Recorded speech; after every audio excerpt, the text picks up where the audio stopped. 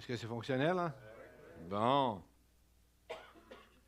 Avez-vous remarqué que pour passer par les baptêmes des eaux, l'eau était fluide? Fait que le 31 mars, je ne sais pas, on va être capable de faire ça dans la rivière Gatineau. Mais on a prévu le coup. On va installer un spa dans le coin là-bas, là. OK? Alors, content de vous apporter la parole de Dieu ce matin. Mais je ne vous cacherai pas qu'il y a toujours un certain stress, hein, quand on apporte la parole de Dieu, parce que je veux, puis les pasteurs qui le font en même temps que moi je peux le faire, c'est on veut surtout apporter quelque chose qui touche nos cœurs, vos cœurs. OK? Pourquoi? Parce que c'est sa parole, puis ça dit aussi qu'on va avoir à rendre compte. Alors, si jamais il y a un vote, le Seigneur il demande est-ce que ça a été pas pire, pasteur François, j'espère que je pourrai compter sur vos votes. Amen. Alors, Seigneur, je te demande vraiment ta bénédiction, ta grâce. Je te demande vraiment que ton Esprit Saint soit sur moi, ton onction, afin que ce qui sera partagé le soit pour ta plus grande gloire, Seigneur, parce que tu mérites toutes choses. Amen. Oui, sur la grâce. Maintenant, ce matin, je vais l'aborder à 3 niveaux. OK, alors vous savez, point 1, 2, 3. OK. Alors, on va les voir. Prochaine diapo, ça va nous donner, OK. Celle-là, c'est car la grâce de Dieu, c'est le titre du message. On aurait pu y aller. Car la grâce de Dieu, source de salut pour tous les hommes, a été manifestée. Alors, ce n'est pas dit certains d'entre nous, puis les femmes, soyez pas choquées, là, dans le mot homme, vous êtes incluses. OK? Donc, on va y aller. Des fois, quand ils écrivent des textes, hein, ils disent que il y a un terme pour dire que c'est pas spécifique à un genre, mais au niveau, mais c'est masculin, mais dans le fond, ça inclut le féminin. Alors, on va voir un peu la définition de la grâce. Qui donne la grâce ou peut gracier et comment vivre sous sa grâce. Alors, je sais que le comment vivre sous sa grâce, les gens s'attendent souvent à une espèce de livret de recettes, n'est-ce pas? Il y en a quelques-uns qui ont osé dire mais quand je regarde les yeux, je vois des signes de oui. OK. Alors, si je vous demande de préparer un gâteau, puis je ne vous donne pas de recette, puis il est au carotte, d'aller dire est-ce que tu aurais des choses à nous donner, à nous transmettre? Oui, il va y avoir des choses, des attitudes qu'on va développer. Et le dernier chant, quand ça dit que Dieu nous a sauvés, puis que j'ai aimé, et j'aimerais que le dernier chant soit repris à la fin, parce que ça a touché beaucoup mon cœur. Et quand on voit le mot grâce, OK, il y a des choses sur lesquelles il faut faire attention. Ce matin, parmi vous, peu ont pu faire la grâce matinée. Hein? La semaine prochaine, encore moins avec ce que pasteur Jonathan nous a demandé. Alors ça, c'est comme un bienfait, mais ça n'a rien à faire avec la fonction du mot grâce comme tel.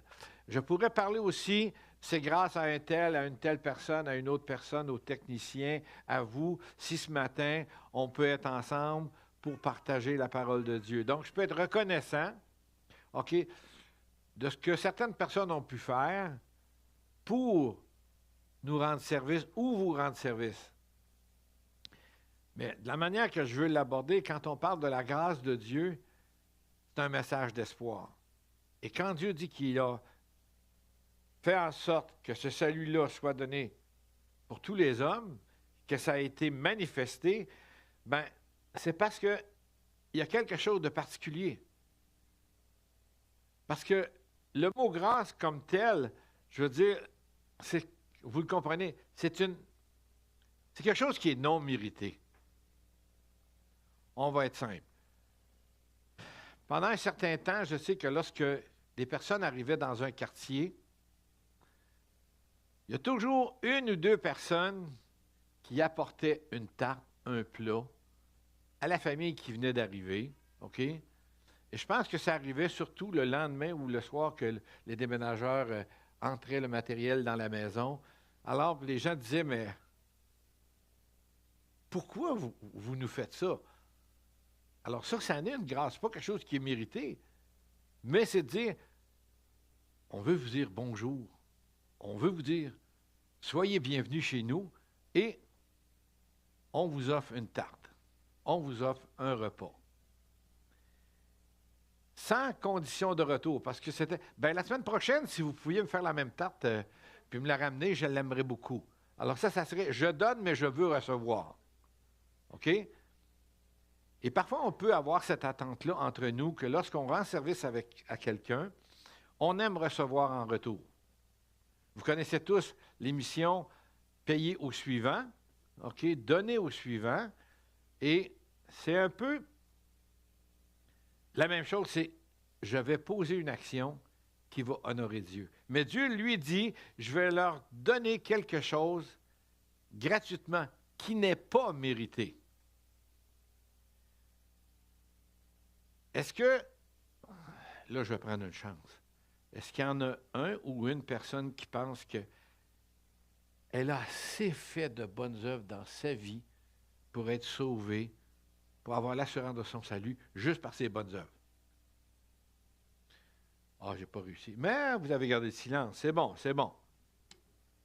Non. Par nos œuvres, on n'arrive à rien, mais absolument à rien. Pourquoi? Parce que parfois, on a tendance à voir la grâce comme étant quelque chose, tu sais, un accommodement que Dieu nous donne. Dieu dit, c'est pas un accommodement. Je vous offre la vie éternelle. Je vous offre une faveur. Pourquoi? Qui mérite un jugement. La nature humaine, étant ce qu'elle est, ne peut se sauver par elle-même. Et à ce moment-là, c'est l'amour de Dieu qui se penche puis qui nous tend la main puis il dit « OK, prends ma main. Je t'offre ma main. » Alors, c'est un secours gratuit, mais si Dieu nous demande de tendre la main vers lui, lui, il tend la main vers nous. Maintenant, si j'ai les deux mains dans le dos, ou je ne veux pas recevoir ce salut-là, Dieu ne m'obligera pas. OK? Mais en même temps, ce qu'il faut être prudent, c'est qu'on ne peut pas recevoir la grâce de Dieu sans recevoir Jésus. Parce que ça le dit au début, c'est Dieu qui donne gratuitement. Ça a été appelé, ça a été donné, ça a été préparé, ça a été annoncé, ça a été manifesté. Jésus a été manifesté, mais on ne peut pas atteindre ou recevoir la grâce sans recevoir Jésus. Puis l'inverse est vrai, c'est qu'on ne peut pas recevoir Jésus sans recevoir la grâce de Dieu. Si on reçoit Jésus, on reçoit sa grâce.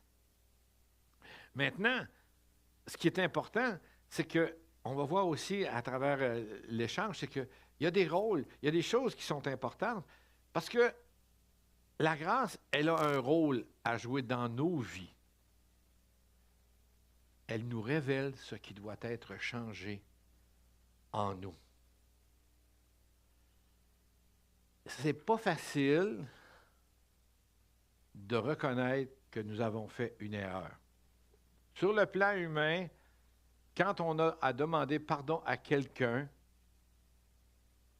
ce n'est pas toujours évident.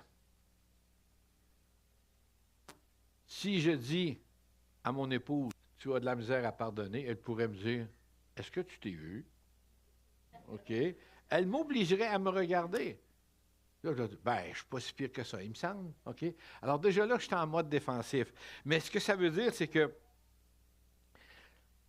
Dieu, par la venue de Jésus, amène de la lumière dans nos vies. OK?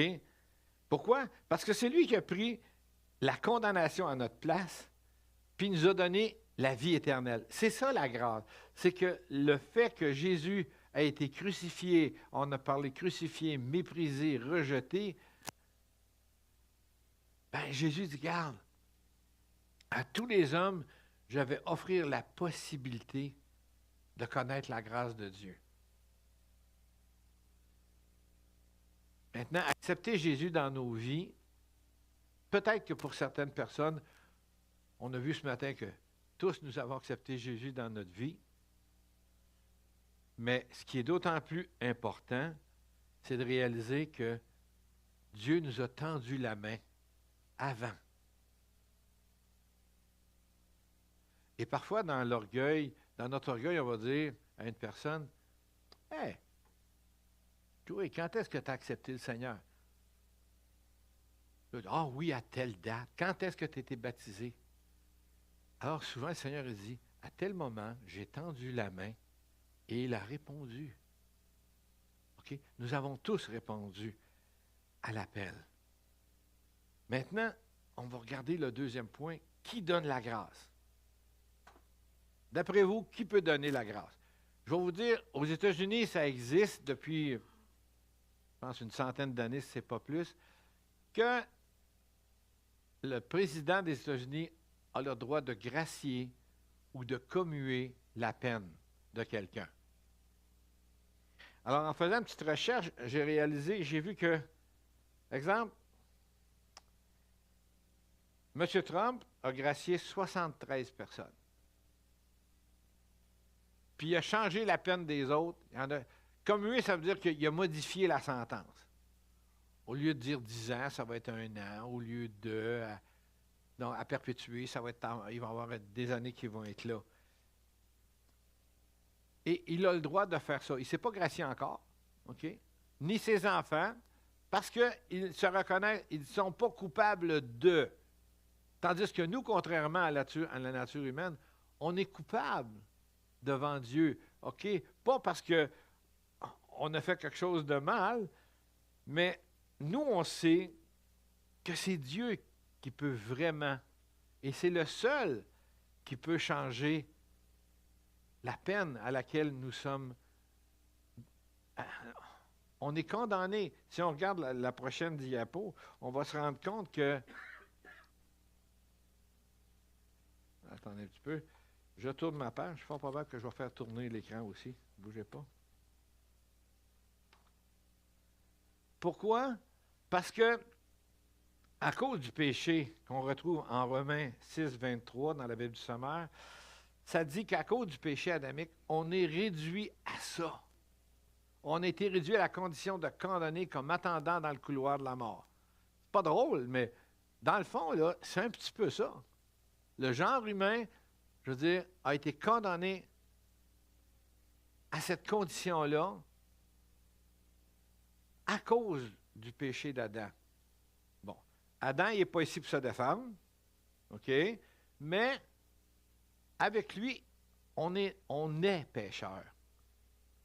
C'est dans notre condition humaine. OK? Mais le salaire que verse, c'est bon, hein? Que verse le péché, c'est la mort. Alors, c'est un peu ce qui nous attend, c'est de dire, bon, ben, pourquoi? Pourquoi est-ce que c'est comme ça? Ben, Dieu dit, cette condition-là va me permettre de nous accorder à nous, d'accorder à ceux que j'appelle la grâce. Et c'est là qu'intervient la grâce divine. OK? Parce que nous sommes la création de Dieu. Nous sommes, dans un certain sens, on est tous ses enfants. Et si vos enfants étaient éloignés, partis à quelque part, votre désir, ça serait quoi? De ramener les enfants à la maison. De ramener les enfants dans un contexte de relation avec vous. Et Dieu, c'est la même chose qu'il fait avec nous. OK?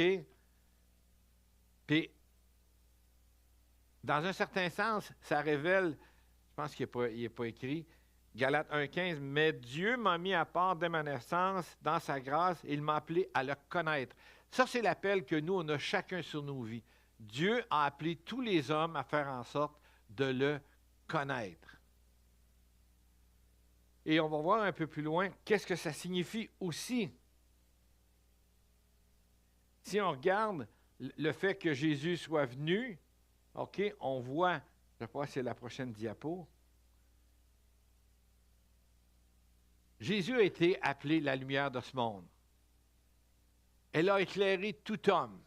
Elle est dans le monde, elle a été faite par elle, OK, et le monde ne l'a point connue. On parle de la lumière. Elle est venue chez les siens, et les siens ne l'ont pas reçue. Mais à tous ceux qui l'ont reçue, à ceux qui croient en son nom, elle a donné le pouvoir de devenir enfant de Dieu.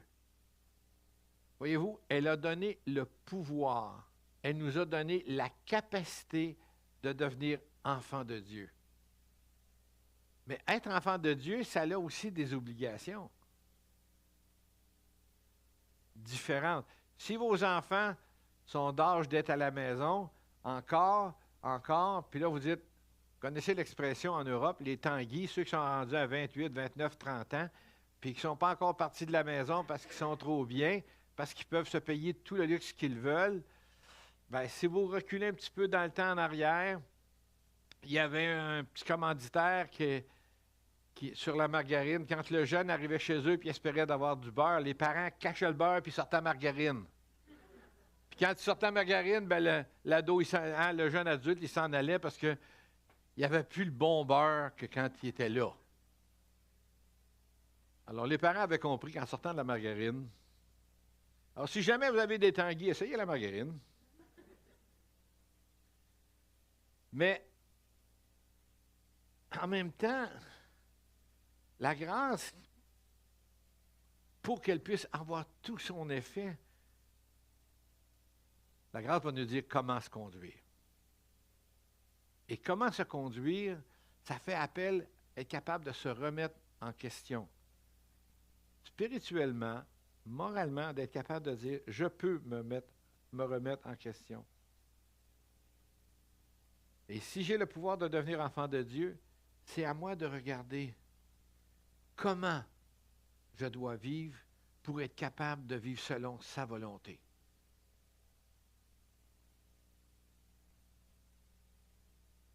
J'ai un ami qui venait de la Gaspésie. Il disait, tu peux me sortir de la Gaspésie, mais tu ne pourras pas sortir de la Gaspésie de moi.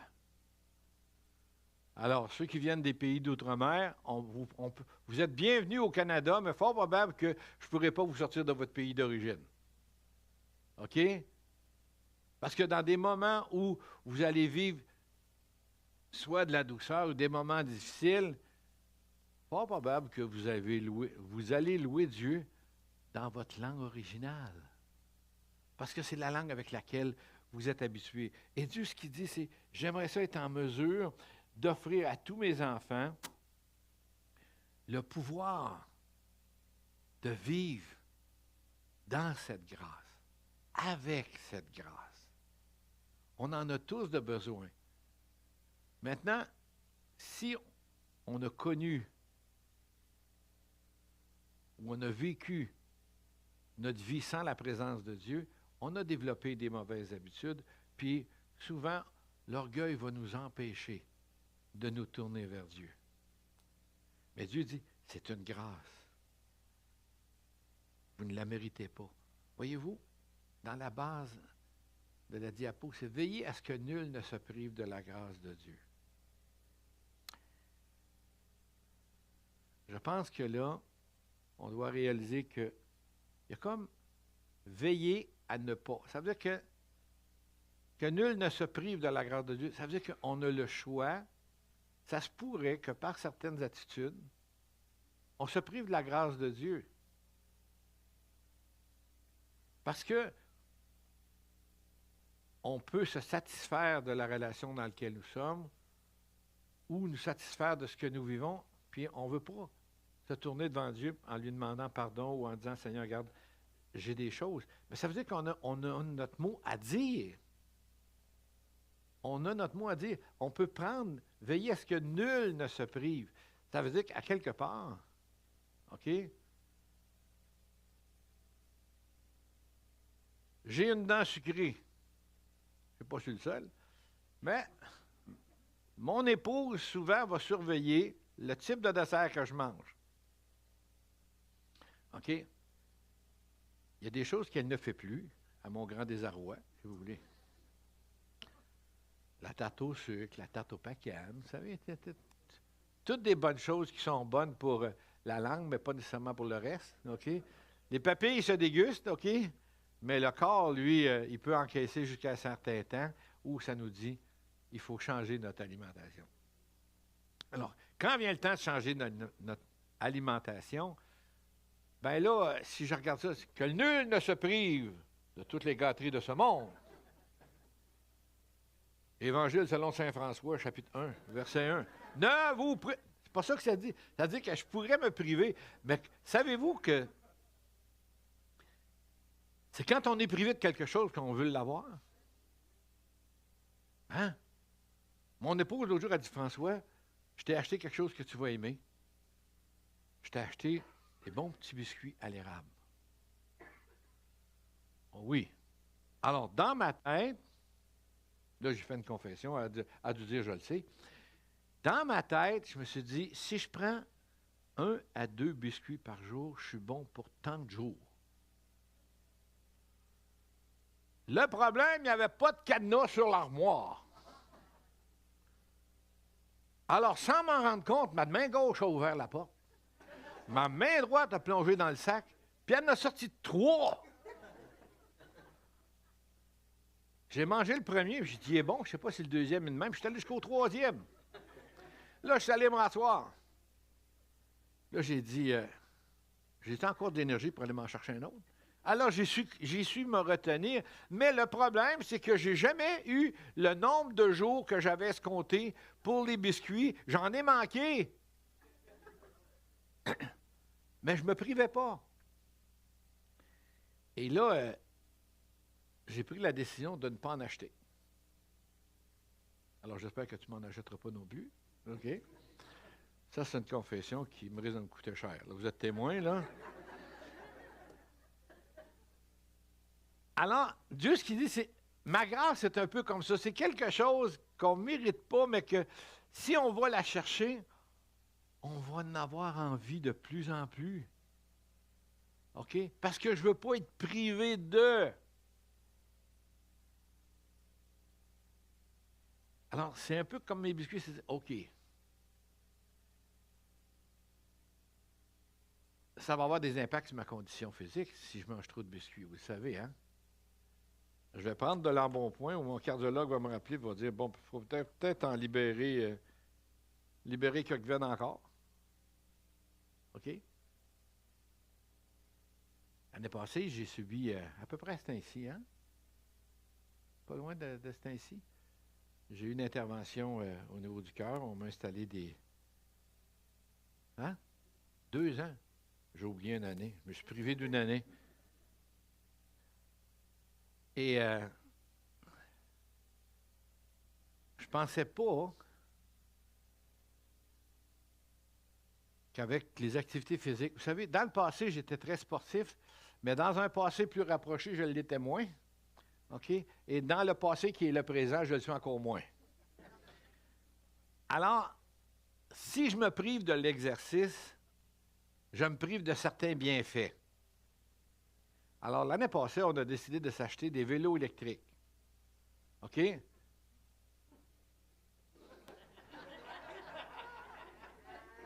Quoi? Je peux pédaler sur mon vélo électrique? C'est vrai qu'il y a un petit bouton que...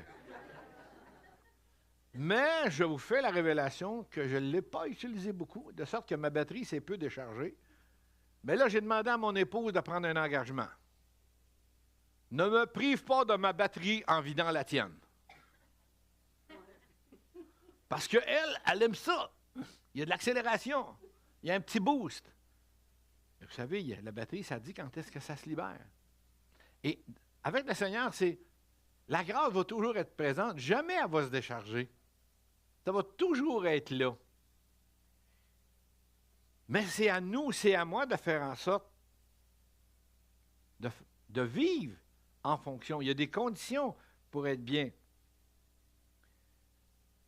Maintenant, ce qu'on va regarder, là, je vais vous donner un petit livre de recettes. OK? Comment vivre sous la grâce ou dans la grâce. Bon. Vous le voyez comme moi, mourir à soi-même et naître en Christ. Alors, mourir à soi-même, c'est pas me priver de mes biscuits là, ou des sucreries. Là. C'est j'ai quelque chose dans mes pensées, dans ma façon d'être, OK, à laquelle je dois réaliser que je suis mort à la loi afin de vivre pour Dieu. Alors, vivre pour Dieu, là, ceux qui trouvent ça facile, levez la main, OK, puis je ne vous regarderai pas. OK? Vous seriez les rarissimes de cette assemblée. Pourquoi? Parce que vivre pour Dieu, ce n'est pas évident. OK? Spirituellement, il y a des choses qui sont écrites. On dit, j'ai été crucifié avec Christ et je vis. Et si je vis, je ne vis plus moi. Ce n'est plus moi qui vis, c'est Christ qui vit en moi. OK? Maintenant, ce n'est pas Christ qui a mangé vos toasts ou vos griots ce matin. C'est vous. C'est nous. Mais là, ce que ça dit, c'est que c'est à un autre niveau. C'est au plan spirituel. C'est le point de départ pour jouir de la grâce de Dieu, OK? Parce qu'on est lié, on est né en lui, pour lui. Puis Jésus dit, je vous offre ma grâce, je vous offre mon soutien. Et ce n'est pas facile de changer. Quand on est habitué de faire quelque chose, jour après jour, on a tendance à le répéter. Il m'est arrivé à plusieurs fois dans le passé, nous, on a déménagé une couple de fois, 8, 9, 10 fois en tout cas, puis quelques fois dans la même ville, et il m'est arrivé parfois de partir de mon travail, j'avais la tête pleine, j'étais préoccupé, puis je me suis ramassé à l'adresse de mon ancienne maison. Là, je me suis dit, oh, je n'ai oublié un bout, OK? J'ai oublié que j'ai déménagé. Non. Alors, il y a des habitudes, il y a des choses, OK, Seigneur, est-ce que je vis pour toi? Dans ma façon d'être, dans ma façon de vivre, est-ce que je vis pour toi?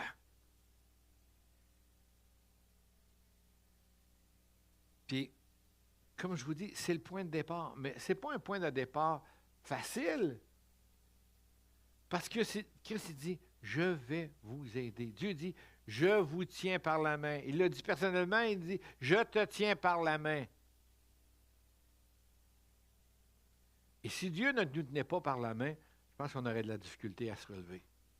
Vous avez déjà promené un de vos enfants ou vos petits-enfants, puis vous êtes sur le bord du trottoir, vous marchez avec lui, tout d'un coup, il manque de tomber. Première chose que vous faites, si c'est lui qui vous tenait la main, elle a glissé. Sa main est dans la vôtre, puis il y a un réflexe automatique, votre main se resserre, vous le protégez. Dieu fait la même chose avec nous autres.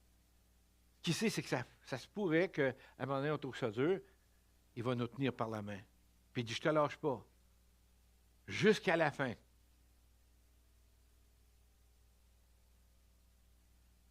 Tant qu'on est enfant, ça va bien. Pas sûr que mon ado, il aurait aimé que je le tienne par la main, là. OK? Mais je peux vous dire que j'ai vécu quelque chose lorsque j'étais en Abitibi. Un jeune homme qui avait vécu des moments difficiles et que il s'en allait à l'école avec son petit frère. Il avait venir une auto. Il s'est dépêché de tendre la main pour attraper son petit frère. Mais le doigt le plus long a poussé son frère. Son frère a été tué. Il a 16 ans. Ça fait 3 ans que c'est arrivé. Il vit dans la culpabilité. OK? Et il cherche à se faire pardonner. Il a trouvé un moyen qui ne l'a pas soulagé. Pendant qu'il était en menuiserie à la polyvalente, il est arrivé sur le banc de scie, il a pris son doigt, puis il a fait couper le bout du doigt. Il s'est senti méprisé, rejeté. Ça ressemble à Christ, hein? Et là, il a décidé qu'il ne se lavait plus. Ado, 16 ans, qui ne se lave plus, certaines odeurs. Je travaillais en centre d'accueil. Ça m'a pris des semaines pour être capable de l'approcher, d'établir un lien de confiance. Alors, ça peut prendre le même temps avec le Seigneur, avec nous autres. Il nous approche, puis ça peut lui prendre un peu de temps.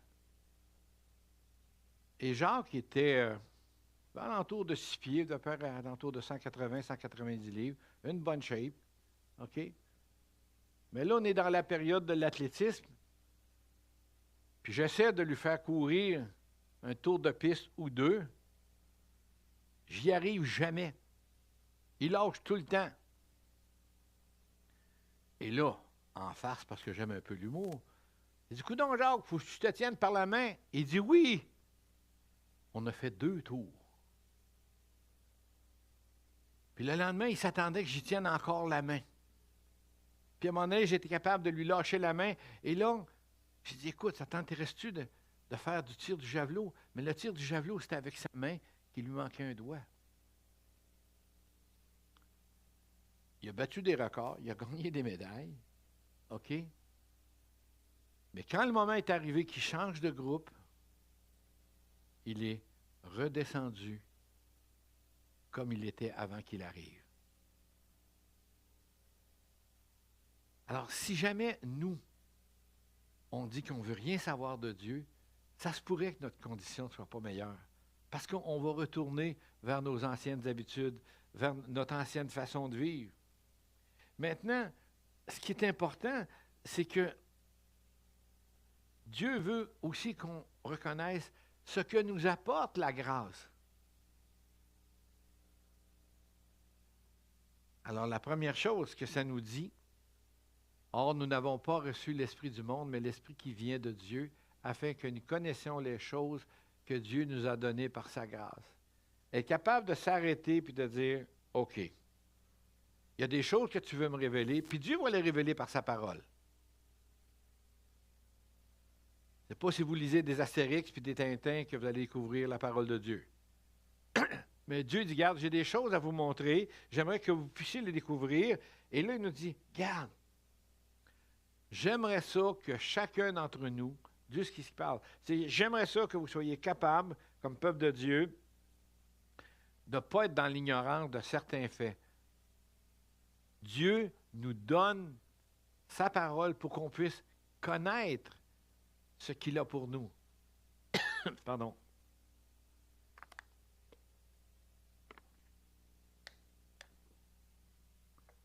Et dans ce sens-là, quand on regarde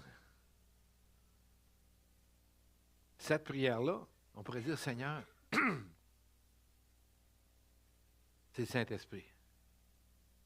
Saint-Esprit, j'aimerais ça que tu m'éclaires. J'aimerais ça que tu me diriges. Pourquoi? Parce qu'on a besoin de Dieu. On a besoin de savoir. Alors Dieu dit, regarde, j'aimerais ça que tu réalises tel point. J'aimerais ça qu'on puisse faire aussi l'effort d'aller chercher dans les Écritures ce que l'Écriture dit. Il y a un monsieur qui est avec nous le lundi soir. Et pour moi, là, c'est une fraîcheur de voir le monsieur qui se promène avec sa Bible, là, puis qu'il souligne, parce que là, il y a comme des révélations, il y a des choses qui touchent son cœur, puis il nous les partage en toute simplicité.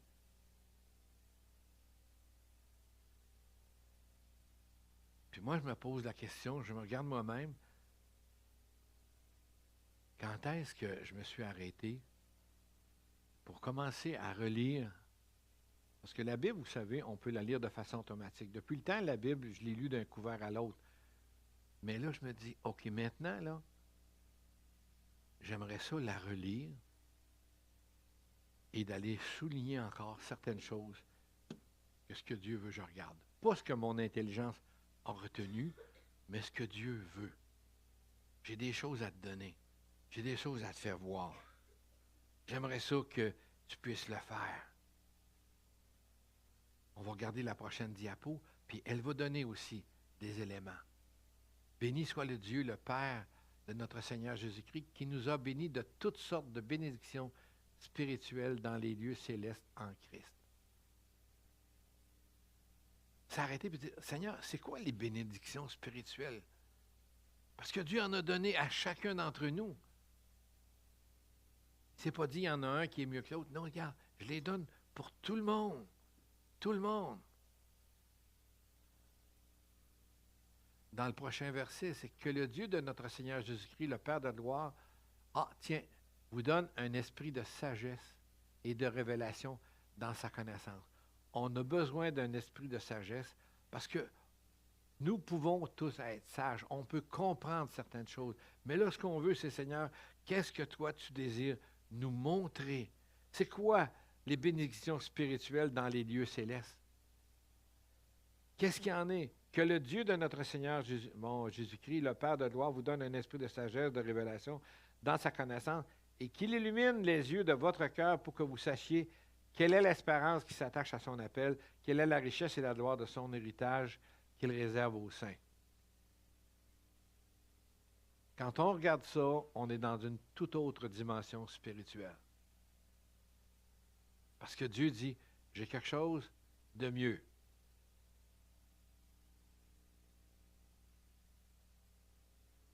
Plus d'oculistes au ciel, plus de dentistes. Hein, il n'y a plus rien, là. Plus de chaises roulantes, là, rien, plus de maladies. Mais Dieu dit, j'ai des bénédictions au-delà de ça. Pourquoi? Parce que ce que je veux, c'est que vous sachiez quelle espérance. Ça veut dire qu'il y a un monde meilleur qui nous attend, mais on ne doit pas regarder juste le moment présent. On va voir qu'est-ce qu'il y en est. À la télévision de ce temps-ci, il passe une annonce avec du bois, sans bois, sans bois, sans bois, puis ça finit sans Monsieur Dubois. OK? Pouf! La table s'effondre, puis là, à un moment donné, Monsieur Dubois, il reste juste son pantalon et sa chemise. Un jour, là, je riais, mais je me dis, c'est ça qui va arriver à l'enlèvement? Pouf! On va retrouver juste notre linge, puis nous autres, on ne sera plus là. Mais c'est de dire, Seigneur, il y a de quoi de mieux qui m'attend. Par quoi? Parce qu'il y a des choses que tu m'appelles, puis je voudrais voir, Dieu dit qu'on puisse voir la gloire de sa richesse ou la richesse de sa gloire. Il y a quelque chose qui nous attend qui est mieux, puis on doit être en mesure de fixer les yeux vers le Seigneur, de dire, Seigneur, illumine les yeux de mon cœur. On veut voir ce que Jésus, ce que Dieu a pour nous. Mais c'est à nous autres de chercher, de dire, Seigneur, qu'est-ce que tu me révèles? Puis d'aller dans la Bible, peut-être avec un surligneur, au lieu de prendre un jaune, je vais prendre un vert ou un bleu. Puis là, tu dis, OK, qu'est-ce que tu veux? Il y a un héritage qui nous attend. Puis, vous savez, un héritage, là, la différence, je vous dirais, ceux qui ont fait comment on dit ça, donc, leur testament, OK? Si vous ne savez pas, je vais vous donner mon nom, là, OK? Vous me marquerez en bas, là. Mais ce n'est pas celui qui hérite qui est signe en bas du testament. OK? Alors Dieu dit, j'ai quelque chose à donner, OK? C'est signé par le sang de Jésus, tout est là, OK? Maintenant, il va falloir vous présenter chez le notaire. Si le notaire n'a pas votre nom, là, ça ne va pas bien. Jésus est notre notaire. Il a écrit notre nom. On est ceux qui vont hériter de son salut, de son sacrifice. Maintenant, le notaire, qu'est-ce qu'il peut vous poser comme question? Acceptes-tu l'héritage? Hein? Je me souviens dans une situation, dans notre famille, à un moment donné, la personne est décédée et on regarde, vous savez, on regarde tous les plus, les moins, qu'est-ce qu'il y en a. Et là, il est demandé, acceptez-vous l'héritage? Mais quand on accepte un héritage humain, on accepte tout ce qui va avec. Tout ce qui peut être caché, non déclaré. OK? Puis les personnes ont dit, non, je pense qu'on va refuser l'héritage. Ça a été une bonne décision. OK? Et là, Jésus, ce qu'il dit, c'est, est-ce que vous acceptez l'héritage? Votre nom est signé, mais c'est à nous autres de maintenir en sorte que cet héritage-là soit présent dans notre vie. Puis aussi, Dieu, ce qu'il dit, c'est, vivre sous la grâce, bien, il va falloir rejeter l'amertume.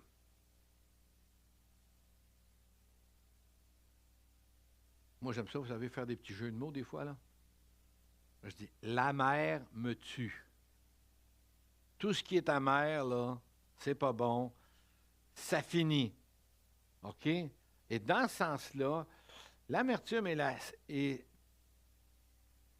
celle qui va nous priver aussi. Parce que ça le dit dans Hébreux 12, 15, veillez à ce que nul ne se prive de la grâce de Dieu. Et là, il donne l'élément. À ce qu'aucune racine d'amertume, poussant des rejetons, ne produise du trouble et que plusieurs n'en soient affectés. L'amertume, c'est aussi le refus de pardonner. Ça fait. Puis pardonner, des fois, il y a des situations où on dit, est-ce que je vais réussir à pardonner? Dieu dit, si tu veux pardonner, viens à mes pieds, viens prendre du temps avec moi et je vais t'amener et tu vas pouvoir réussir à pardonner. Pourquoi? Parce que l'amertume, ça entrave la vie de prière. Ça fait un frein. Mais ça ne fait pas juste nous bloquer, nous autres. Si, admettons, là, je sais que ce n'est pas le cas ici, là, mais admettons qu'il y aurait de l'amertume entre différentes personnes d'entre nous.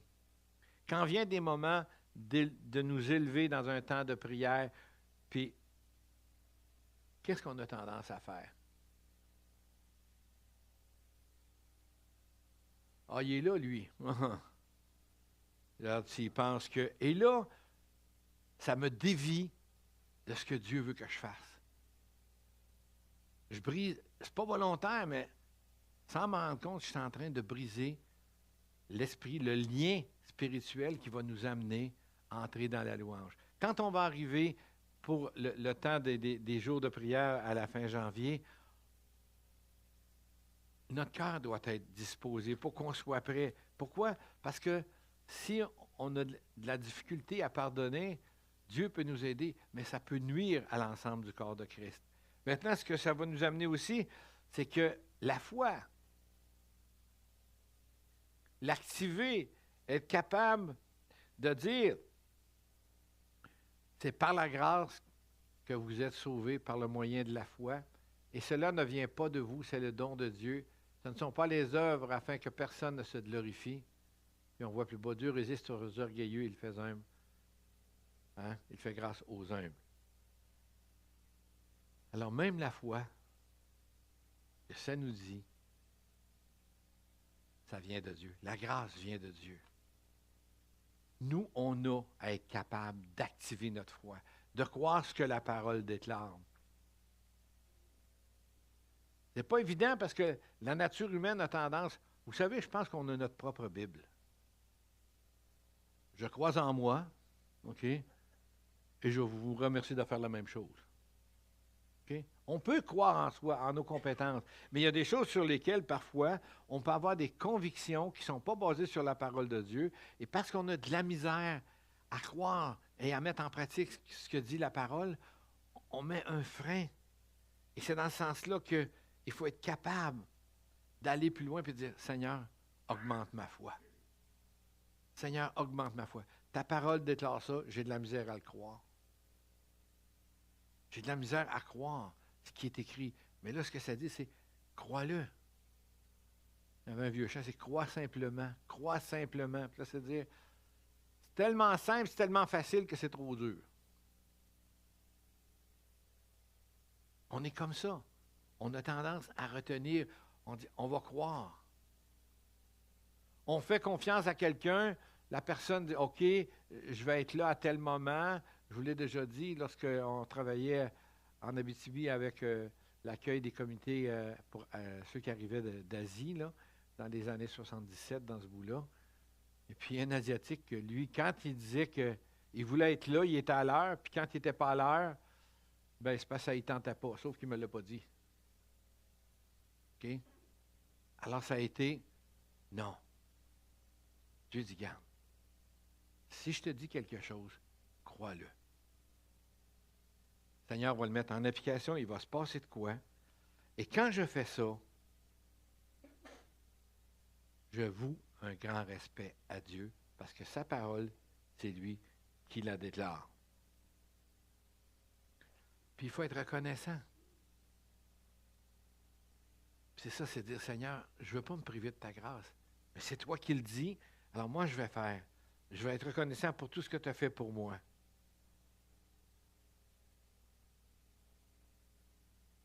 Pourquoi? Parce que c'est par la grâce qu'on est sauvé.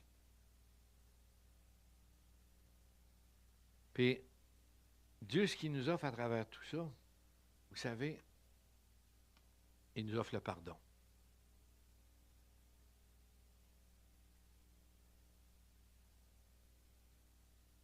Jusqu'à la fin janvier 2024. Oh! Y a-t-il une date de péremption là-dessus? Il faut se dépêcher, la fin du mois arrive, hein? Ça vient vite. Non, Dieu, ce qu'il dit, c'est garde. Tout le temps. Tant aussi longtemps qu'on va avoir de besoin, on va le faire.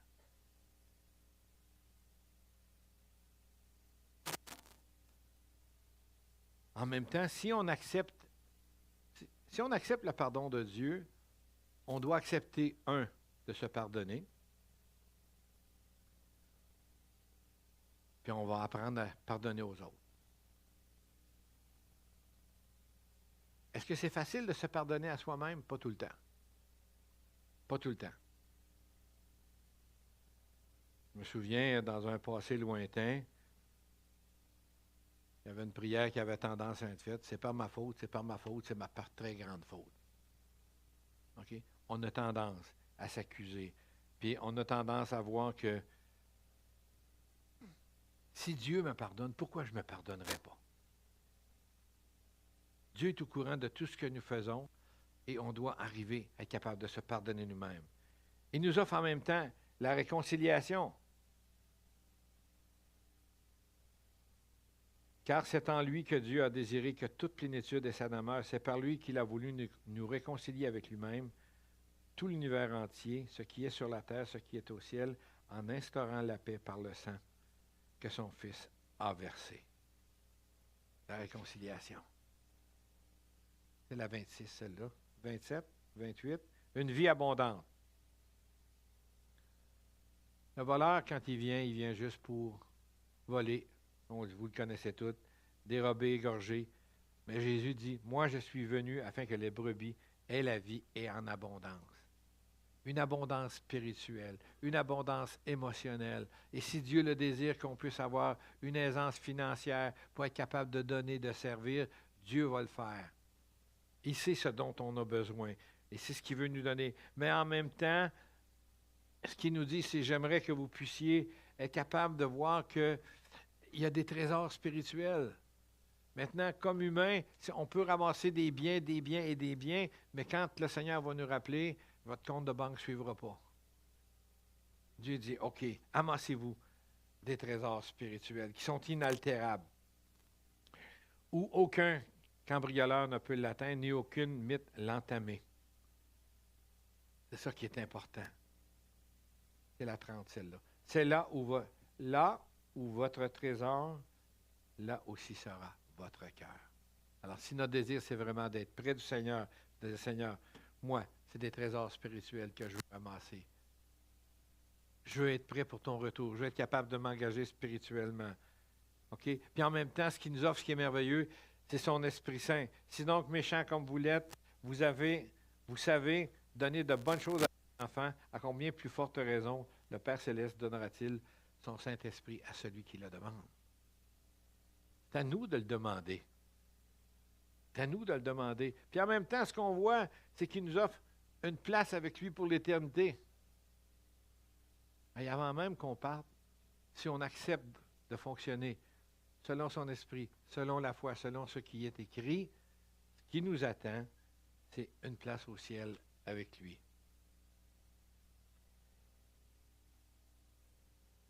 Je ne sais pas si ça va être beau comme ça, là, mais on va être bien. La Bible a dit qu'il y a plusieurs demeures dans la maison de mon Père. Si cela n'était pas, je vous l'aurais dit, je vais vous préparer une place. Jésus nous prépare une place. Et c'est ça qui est important de réaliser, regarde Seigneur, je veux ma place auprès de toi. Je veux être transformé. Je veux être capable de réaliser que je peux avoir un cœur repentant, un cœur bien disposé. Puis là, si des fois on se dit, ouais, mais si tu savais tout ce que j'ai fait, le Seigneur, il dit, je t'entends même plus. T'es pardonné. Ouais, mais ce que j'ai fait avant, Dieu dit, je t'ai pardonné. Et c'est même ceux qui vont faire dans l'avenir, il dit, je vais te les pardonner, mais je vais te demander à toi de prendre des décisions. D'être capable d'être à l'écoute de mon Esprit Saint pour que je puisse en arriver à obtenir des réponses de Dieu, mais de dire, Seigneur, je veux être avec toi pour l'éternité. Amen. J'inviterai l'équipe de louange à s'approcher. Et que pendant le temps où on va refaire le dernier qui était fort apprécié, le crucifié, méprisé, parfois c'est des sentiments que nous, on peut avoir comme personne, mais de dire, Dieu voit au-delà de toute chose. Au-delà de toute chose. Il nous voit. Alors que, pardon, vous puissiez aussi prendre le temps de réfléchir, de vous présenter devant le Seigneur, de dire, Seigneur, regarde, j'ai retenu ça ce matin, une portion, Seigneur, fais-la fructifier. Amen.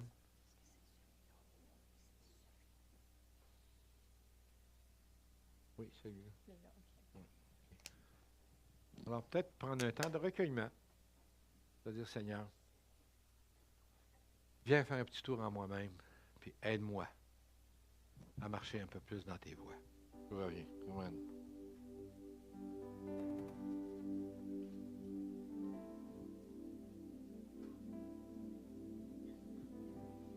Au-dessus des puissances, au-dessus des rois.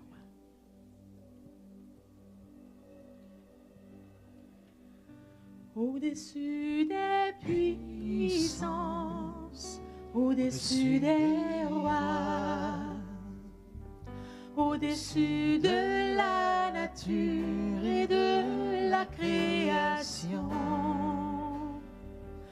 au-dessus de tous les plans des hommes sages, bien avant le monde tu existais,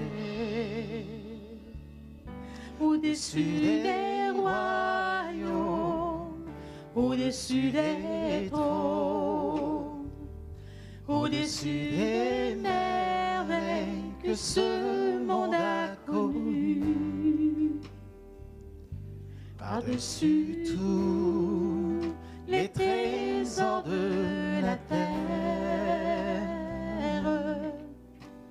rien ne peut mesurer ta valeur.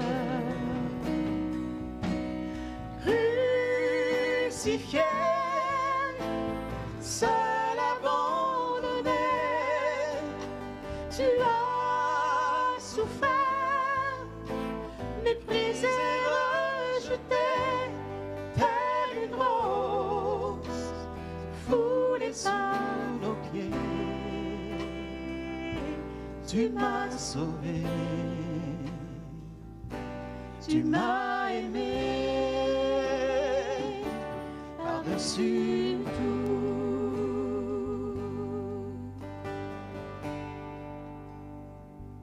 Au-dessus des puissances, au-dessus des rois, au-dessus de la nature et de la création,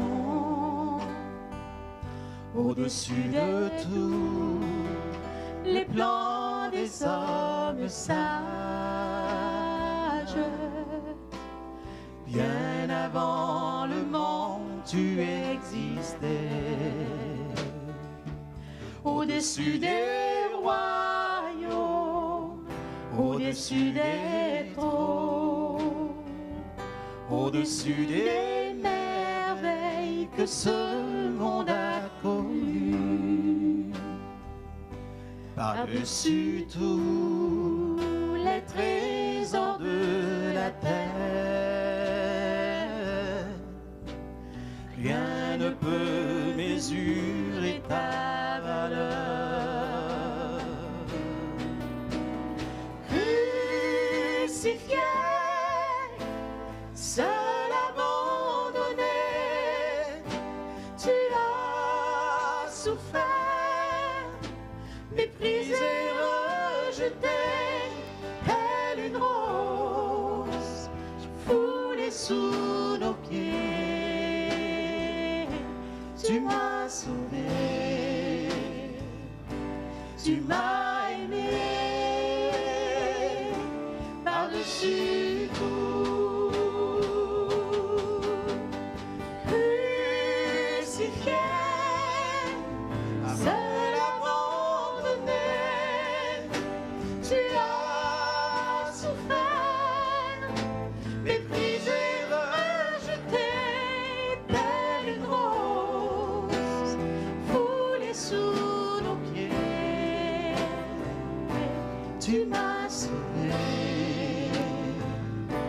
tu m'as aimé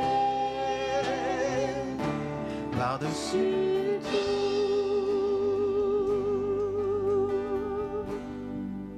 Amen.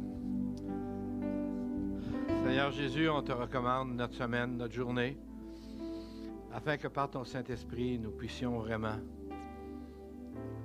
être à ton service, vivre selon ta volonté.